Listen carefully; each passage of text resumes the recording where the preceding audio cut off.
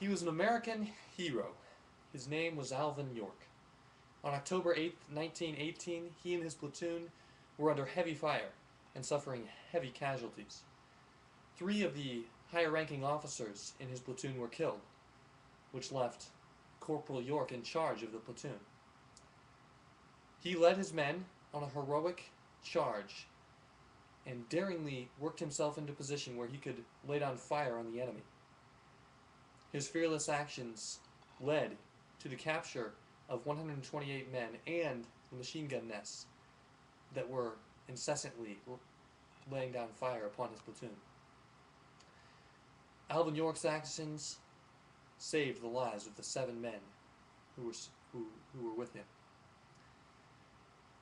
For his acts of bravery and courage, Alvin York was awarded the Congressional Medal of Honor. Ladies and gentlemen, Alvin York had a choice to make, and he made the choice to save lives.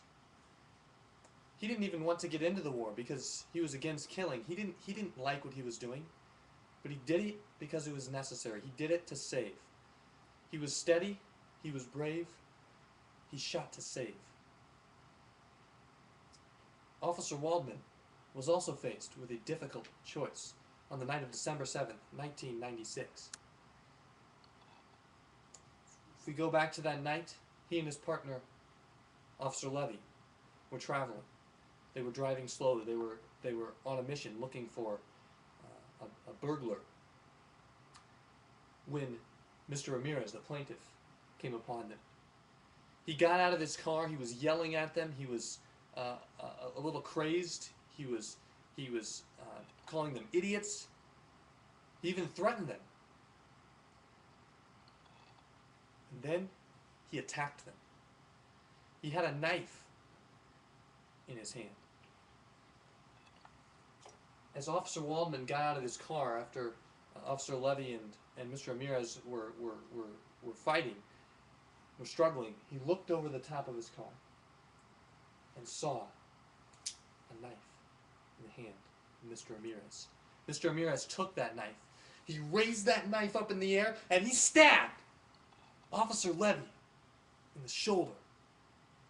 Officer Waldman saw this and he rushed around the back of the car.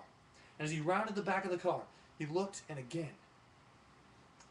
Mr. Ramirez was raising that knife in the air, raising it back in order to bring it down again on his partner. And as they struggled, and as Mr. Ramirez tried to stab Officer Levy again, Officer Waldman was faced with a choice. Right then, he didn't have time to decide. He had to make a split-second decision. Ladies and gentlemen, he was steady. He was brave. He shot to save. It was a last resort. It was not a decision that he wanted to make, but he made it to save the life of his partner. Shortly, Judge Judy is going to give you jury instructions. She's going to explain to you that the burden of proof in this case lies on the plaintiff. The plaintiff must prove, by a preponderance of the evidence, that Officer Waldman's actions were unreasonable, that they were not reasonable, that they were wanton or negligent. Ladies and gentlemen, the plaintiff has the burden of proof. This means that if you're not sure in this case, if you're not sure whether his actions were reasonable, you must find for Officer Waldman. But ladies and gentlemen, I don't think this will be a close case. I think when you look at the facts, you'll see that Officer Waldman acted heroically and very reasonably. Well, ladies and gentlemen, Mr. Ramirez has a different story. Opposing counsel has come and they've tried to point out inconsistencies in the officer's testimony. They brought up the fact that some of the testimonies from the officers don't quite line up with each other. The knife came out after 2 seconds, after 7 seconds. Ladies and gentlemen, this is a matter of seconds. A matter of seconds on an evening when Mr. Ramirez was flailing with a knife, when it was early in the morning hours. They also allege that the way that they describe the cars were parked just isn't quite right with the way the police report found it. Well, ladies and gentlemen, were they parked at an angle? Were they parked more straight? Was it 2 or 3 feet, or was it 10 feet? Ladies and gentlemen, there are some minor details that aren't quite they don't quite line up. But ladies and gentlemen, if we're to believe that these officers are lying, that this is some contrived conspiracy, wouldn't they get the little details right? You see, these minor inconsistencies actually have a ring of truth to them. Also, Mr. Ramirez, opposing counsel, alleges that because there are no blood or fingerprints on the knife, and because it was found closed, this shows that the officers are lying, and that there was no knife used at the scene of the crime. Well, ladies and gentlemen, first, the blood and the fingerprints. There were no blood and fingerprints found on the knife that was examined, but that was likely not the knife that Mr. Ramirez used at the scene of the crime. You see, when the police arrived and Officer Whelan picked up that knife, he threw it in that evidence bag and threw it into the trunk of a car. And the next morning, unmarked, that evidence bag was unmarked, and the next morning, when Sergeant Sloan pulled a knife, there were 2 knives. And he pulled out a knife that he said looked similar to the knife that was found in a burglary. Well, that knife wouldn't have any fingerprints on, and so when it was examined, it didn't have any blood or fingerprints. But the knife that Mr. Ramirez used likely did have his fingerprints on. And ladies and gentlemen, the fact that the knife was closed. Again, if these officers are lying, if this is some made up, if this is their story, their alibi, why would they leave the knife closed? If they planted that knife, they would have left it open. These arguments simply evaporate upon review. Additionally, you've heard some experts testify today.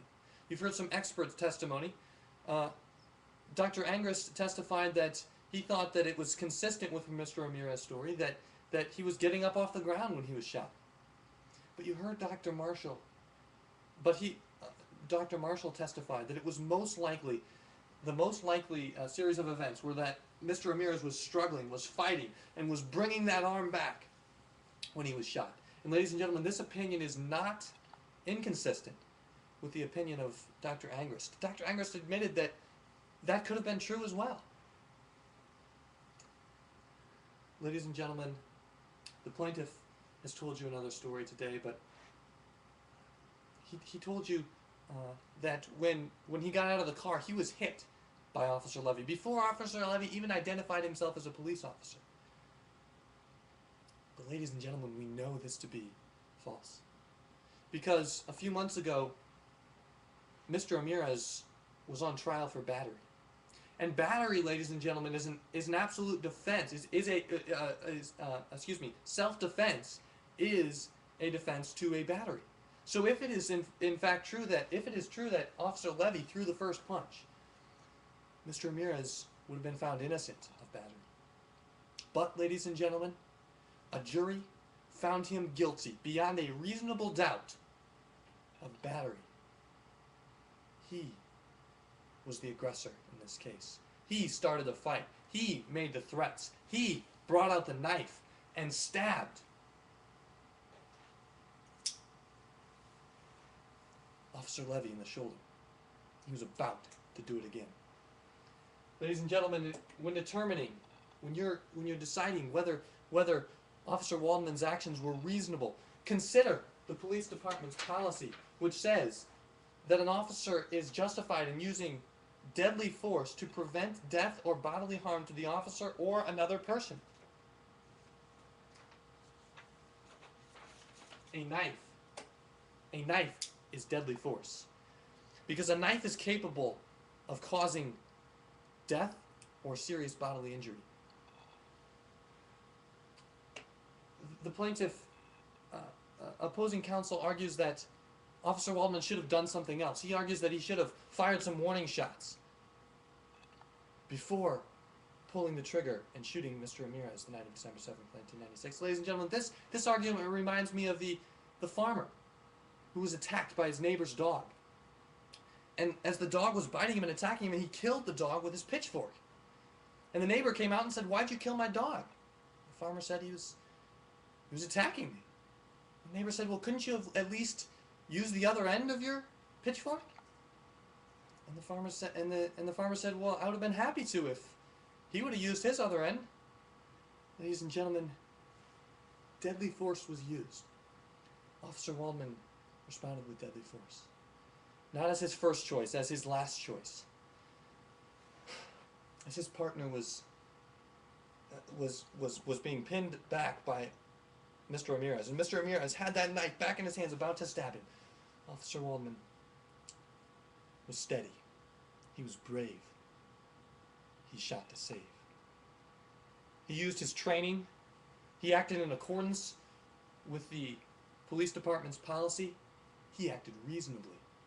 Police officers must have the ability to make split-second decisions as long as they're reasonable. They must not have to fear future litigation over their actions as long as they're reasonable. His actions were in accordance with the policy, and they were made heroically in an attempt to save his partner's life. Ladies and gentlemen, while Mr. Ramirez denies that there was a knife at the scene, that he used a knife, there was a knife found at the scene of the crime. This is undisputed, that a knife was found on the ground at the scene of the crime. And additionally, ladies and gentlemen, Officer Levy was checked into the hospital on the night of December 7th, 1996 with a cut wound on his shoulder. What more evidence do we need? There's a knife, there's a cut wound. This aligns perfectly with the police department's, with the police officer's testimony. Ladies and gentlemen, Officer Waldman acted heroically. Will you award him for his actions? Will you reward him for his actions? Or at least find him innocent? He was steady. He was brave. He shot to save. Please check not liable on your jury form. Thank you.